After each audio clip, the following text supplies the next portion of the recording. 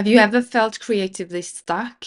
Like you have a bunch of ideas, but there's something inside you that is blocking you from actually bringing them to life. That was me until I picked up The Artist's Way by Julia Cameron. And the first time that I read this book was a few years ago, and that led to me debuting as an author. So now I'm trying to read it again because I need to balance my work, me working full time with writing every day. And for those of you who are not familiar with The Artist's Way, it is a 12-week program. And now that I'm recording this, I've just achieved the first 6 weeks. And I want to talk to you guys about the learnings I've had from the first 6 weeks. So here we go. Let's dive in. And let me know in the comments if you've done The Artist's Way and what you think about it. The first week talked all about identifying and dismantling the inner critic, and that is the voice that tells you that you're not good enough and that your creativity isn't worth pursuing. And I know a lot of us artists feel this way, especially when we get stuck and when we get blocked.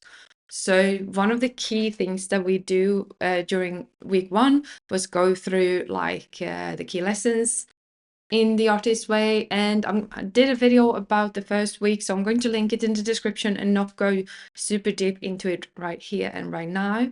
But one of the most important things that she talks about is the morning pages, and I've been writing morning pages every day for quite a few years now, and that has really helped me, changed my life. I love the morning pages. They're like, I have books and books of this in my bookshelf because I've been doing it for so many years. But what are the morning pages? So they're basically that you write 300 handwritten pages, which are stream of consciousness writing, which is meant to declutter your mind, and it's meant for you to release your inhibitions and just write.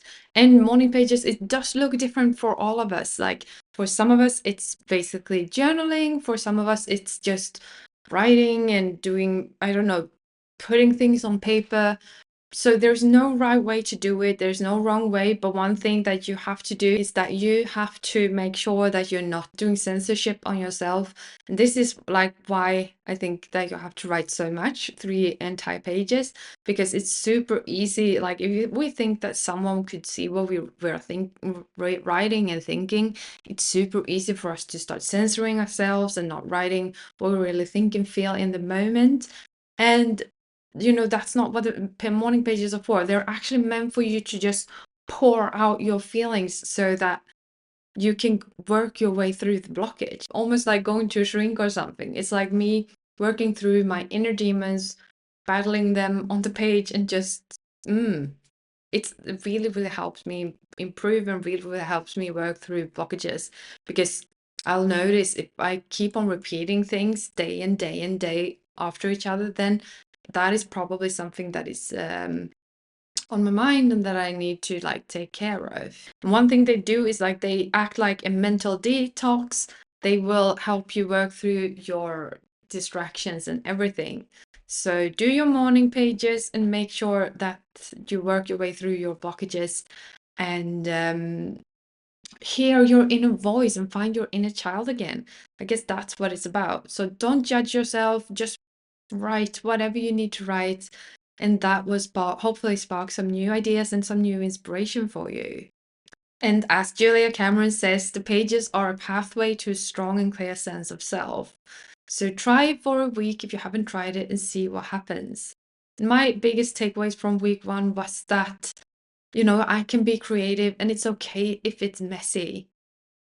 And week 2 was about discovering a sense of identity, and it focused about reclaiming my creative self and trying to separate what I want from external expectations. And one of the exercises that I did week 2 was the life pile, when I visually worked through, as I told you, I work full time and I work out a lot and I write every single day and I have a lot of responsibilities. So going through this life pie made me realize that there are a few things that I can cut out of my life to make sure that I have time to create my art and to pursue the dreams that I have. It's really important for me not to get stuck in busy work or scrolling the social media and scrolling the phone because that's super easy for me. That is my like, I work in marketing and with social media, and I love social media, but it's also super easy for me to get caught up in like the algorithms and just pursue, just keep on hanging out there. And I don't want to do that. That takes up too much time when I want to focus on writing and doing stuff like this, filming for YouTube and creating, because this is my dream. This is what I love doing, and this is what makes me feel good in the long run. And another interesting learning from week 2 was the fact that people around you can actually block you from being creative. And Julia Cameron called these people the crazy makers, and they can, destroy your schedule, create chaos, and drain you physical and mentally. They will take your creative energy and might even block you unconsciously. It's easier to obsess over someone that broke your heart or someone that annoys you than actually working on creating the art that you want to create. So another tough learning from week 2 was that it's okay to let go of people that block you.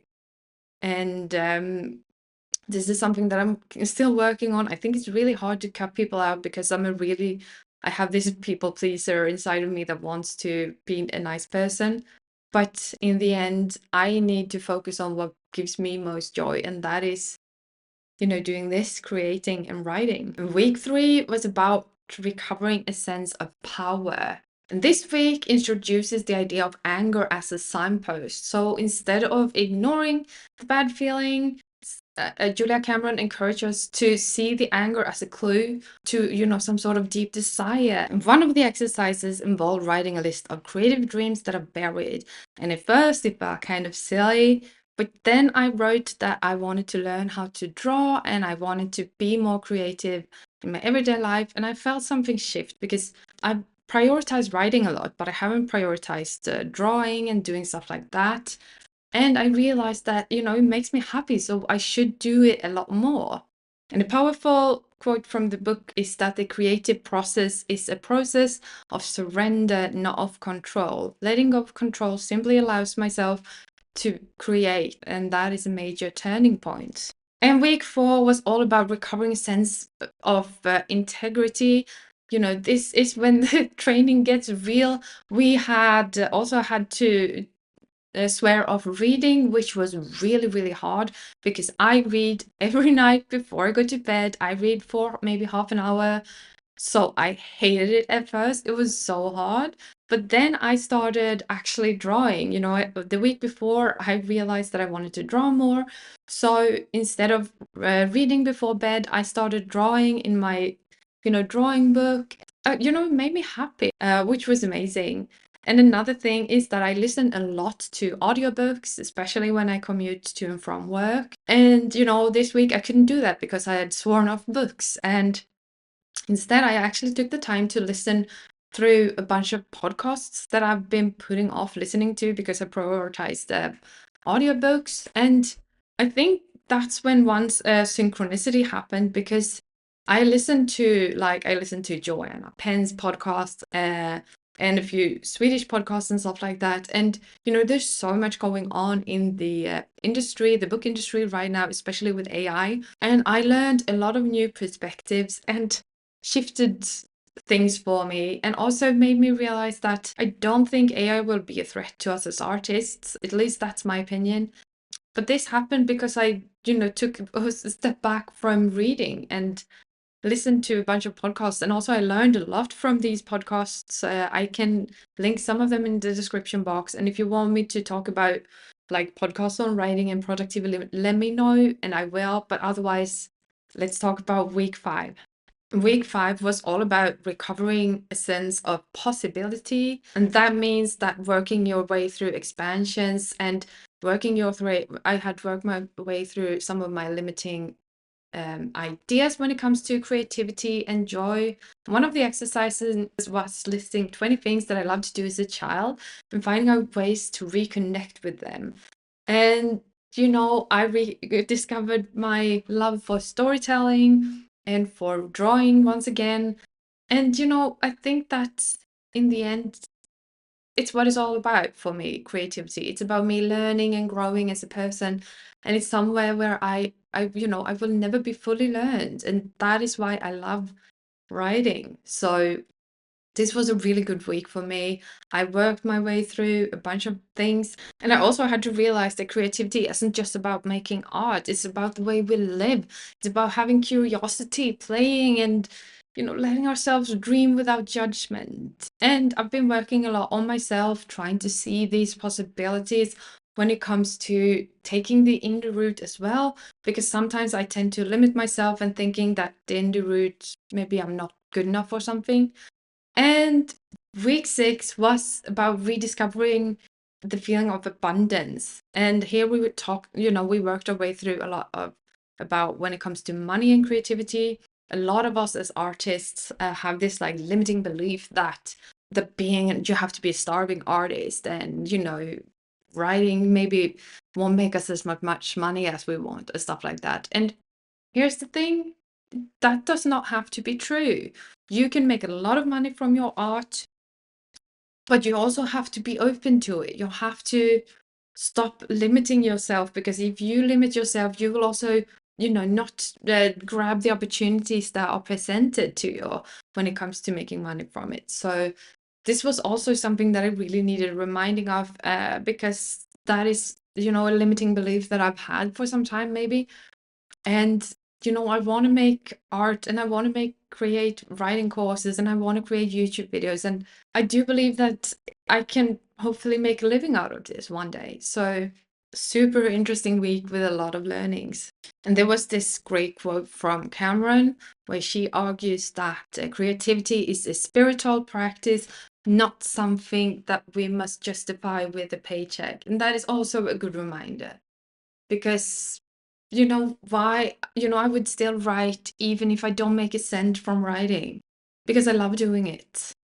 So that's it. These are the learnings I've had from the first 6 weeks of Julia Cameron's The Artist Way. And I do realize that I have a lot more energy when it comes to my writing. I do feel like something is starting to shift, and I'm trying to be open to synchronicities and opportunities, but it is hard. I still have a lot to work on, I realize. So there are 6 more weeks to go, and I look forward to seeing what it has to bring and how it will affect my writing. So if you think you've learned anything from this video, please let me know. And I would love to hear if you've actually done The Artist Way, and what you learned from it. So that's it for this week. Thank you so much for watching. I will talk to you soon. Bye.